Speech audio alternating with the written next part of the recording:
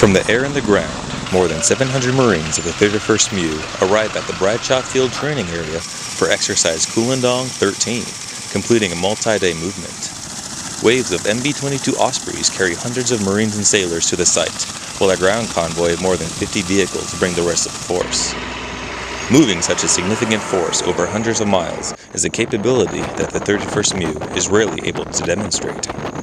Road marches like this aren't very common for us. Usually you'll have one that's maybe 2 or 3 hours, compared to this one which is about 6 hours a day for 2 days, going on 300 miles. The movement demonstrates the 31st MEU's reach as an amphibious force, while the exercise will show the unit's capabilities and self-sustainment. The Marines will conduct live-fire training alongside Marine Rotational Force Darwin and soldiers with the 5th Royal Australian Regiment. I'm Marine Sergeant Jonathan Wright.